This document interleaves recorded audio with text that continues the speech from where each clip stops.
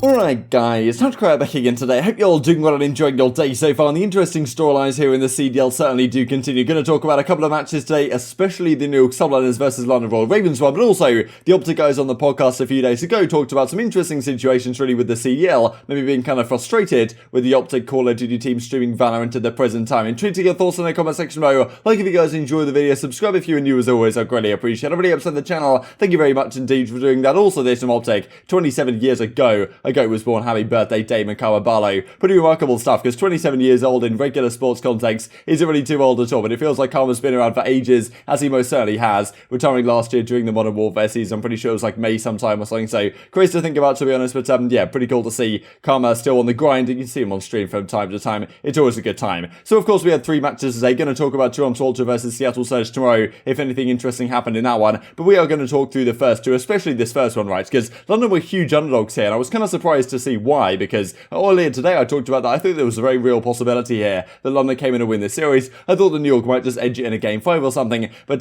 still, London actually came up with the fire in this matchup, and this was a really important matchup for, well, the New York especially. I mean, the London guys, it just felt like they had a little bit more drive and fire and hunger left in their like team, I suppose, in their bones, than the rest of the squads that are down there not making the World Championship. It felt like London still had something about them, and still want to do something, and of course they can still make some decent prize money right at the Stage 5 Major, so there is still something to be played for here in terms of seeding for this Stage 5 Major. And on the New York side, they really needed to bounce back right here. Like, if they were to lose this series, they would lose, I'm pretty sure, all contention now of getting top 3 for the Major, so or at least getting top 3 seed for the Major, so it puts them in a very difficult spot, and also they're still trying to chase that second seed, right, which they still can achieve, but it's not going to be so easy to do so, especially after this situation. Early on, Subliners are tweeting out saying, too early to say if we're back on form, the teamwork to keep the point is a great sign, but that doesn't really work out in their favour. I mean, this is a pretty ridiculous game 1, to be honest, because it looked like New York were bringing this back massively, and then London made a crazy break-in right towards the end, as you can see, while holding down this P2 to finish off the job. Alex had a great map right here. He also had a great, he had a great couple of maps in this series. The first time really that I've seen Alex play at the level that we know he can play at, the level he played at, to be honest, before his thumb injury at the end of last season, which rendered him, off the Minnesota Rokkr starting team, and then even coming back this season, and then going away, and then coming back again onto the Ravens, hasn't been pretty, right? So finally he has a great series, especially this game when he looks particularly strong at times, but it was Afro and Alex, the SMG duo, that really did come to play here today on the Royal Ravens side of things. This was how it was going for the Subliners, right? I lost to Los Angeles Thieves, got 3-0'd by OpTic, and now 1-0 down to the Royal Ravens with still FaZe to come. Not ideal by any means for the Subliners guys, but the Search and Destroy goes the complete other direction, right? Subliners just come out and completely demolish them on this second Search and Destroy here on Staff, a map that Ravens have been somewhat decent at, so I was pretty impressed to see Subliners come out and completely dominate. You could see by just the look on like Clayster's face at times, you can really tell how they're feeling, and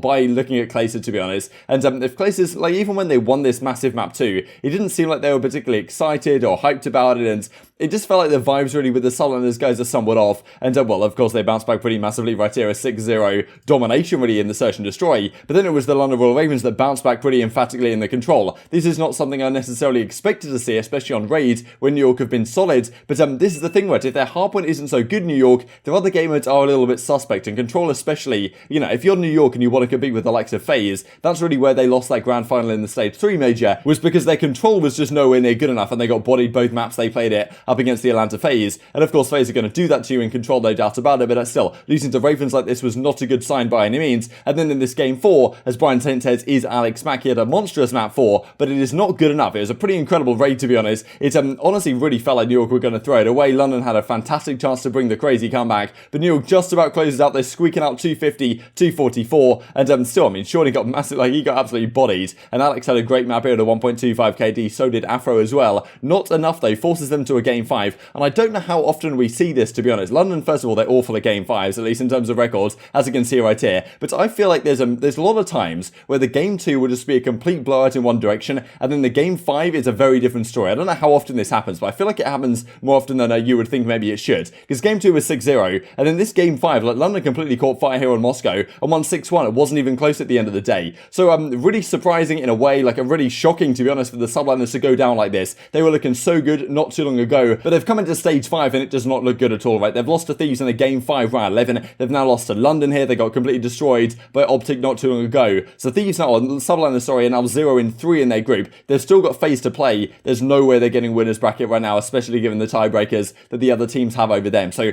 pretty crazy to see how much New York Subliners have fallen off, to be honest. And well, as Ravens say, you know, they're feeling when you beat one of the best teams after you cannot qualify for the World Championships. Difficult certainly for those guys, but still, what can New York do to potentially turn this ship around? Seems like the vibes are short. I mean, you see the picture of Clayson that goes on the thumbnail right there. He's not very happy about it. He talked about, you know, same stuff, different day, to be honest. It's really frustrating. The guys feel like they should have to play better, but they're nowhere near close to where they need to be right now if they want to win a championship. And Clayson, of course, going for the back-to-back-to-back. It's not going to be easy with the state of this team right now. Of course, I don't even know what you do at this point to right the ship, because if they're getting frustrated at each other, Method said yesterday on the flank the fact that, look, if they lose this series, this could be game over for this team. It may well indeed be the case. Let's talk about this then, right? Because we talked during the off-season, there was some significant questions about it. Well, Scump was doing these Raid Shadow Legends sponsored stream, and for whatever reason, even during the off-season, the CDL didn't seem too happy about it. Supposedly they fined him, we'll look at the tweet here in just a second, for streaming Raid Shadow Legends, for streaming other games while being a CDL professional during even the off-season that was at the time. And Scump was like, look, my channel is my channel, like I should be able to do what I want about it. Now, of course, now we're seeing the OpTic playing a lot of Valorant, right? And you can look at this from the perspective, okay, they're not playing enough Call of Duty, or you can probably rightly look at it from the perspective of, okay, yeah, they're keeping the vibes high while, you know, taking a break and relaxing for the Call of Duty stuff. They're building the chemistry and stuff inside and outside of the game, and having some good results, as you can see on screen right here. But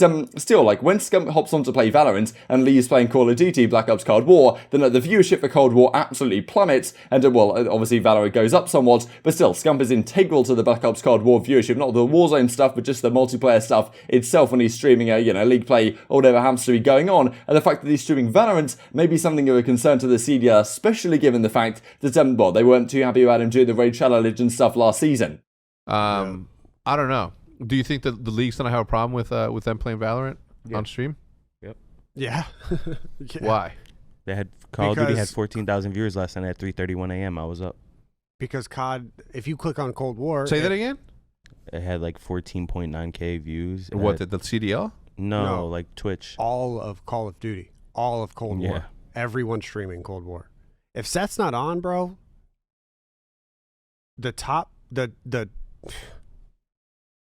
it's rough, man. If Seth's not on, the top streamer has 500 viewers. Me. Yeah, 200 viewers, 300 viewers. Me at 500. Dead ass.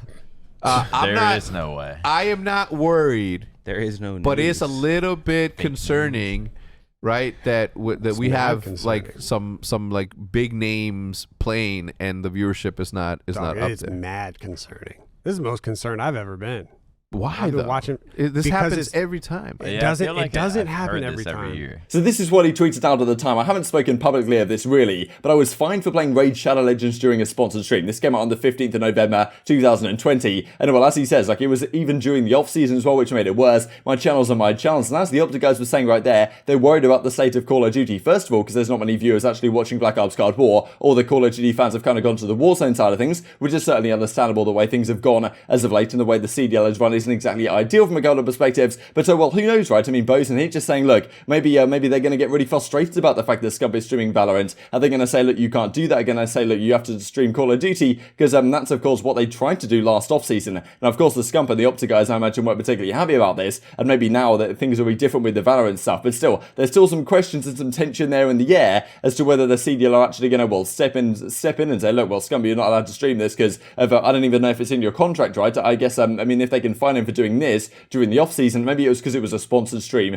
that it was a bit different rather than during just playing whatever game you want. But maybe they won't be so happy about it. It's somewhat tough to say, right? But if you don't respect your greatest Call of Duty player ever in terms of what he's done for the esports, then you're probably not going to have the greatest relationship there going forwards. And Scump might think twice about continuing on competing in a league that he obviously has some problems with, as we saw last off season, right? So definitely interesting thing to keep your eye on, right, with this whole Valorant streams that the OpTic guys keep doing. Whether the CDL are too happy about it behind the scenes certainly does remain to be seen. This is a clip right here from the OpTic guys talking about it on the podcast. Let's talk this then about the final series of the day, early so that we're going to discuss in this video. The final series is Toronto Ultra versus Seattle Surge. We will talk about that tomorrow morning. Having taken no time to warm up and Friday yesterday, he had a great day one, to be honest. Or he had a great day against the Dallas Empire yesterday. Was what Crimsix was talking about. Who put aBeZy in for this guy? He was absolutely frying us. But they start off pretty hot here, map number 1 up against Los Angeles Guerrillas. And at this point, LA LAG aren't pretty much expected to do anything at this point. It's tough to see what these guys are up to. To be fair, this series they actually looked somewhat decent. Like, it wasn't a completely horrible day of matches. Game 1 was very interesting indeed. I haven't seen Toronto Ultra versus Seattle Surge yet, and I will watch this just after recording this video. But still, I mean, the Mutineers game, it wasn't a complete blowout. I mean, like, it does kind of surprise me. Why was this game the kind of the primetime game where the second game of the day, Mutineers versus Los Angeles Guerrillas? Like, is that the match you want on the primetime on the Saturday night when all the potential viewership is there? Thankfully, tomorrow, the primetime match release, well, the second game of the day is Atlanta FaZe versus OpTic Chicago, so that can't be bad by any means. There's certainly some storylines we're going to talk about tomorrow morning, and I'm sure tomorrow evening as well after that match does indeed go down. But still, to put Mutineers versus LAG here, maybe not the prettiest game in the world, but at the end of the day, Mutineers just about got over the line. The game too, to be fair to LAG, they didn't get completely wiped off the face of the earth.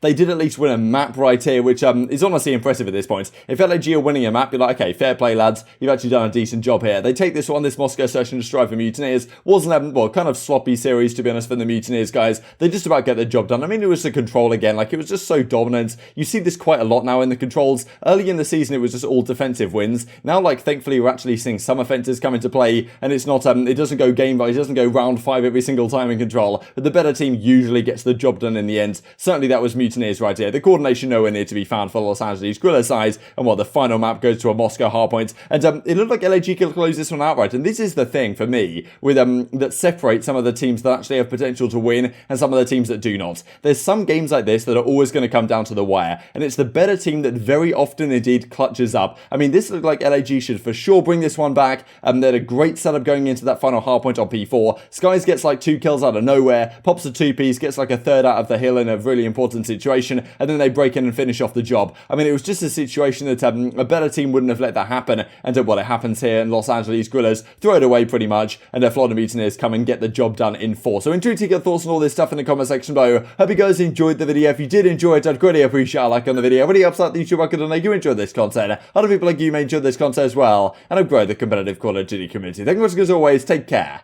and I will see you next time.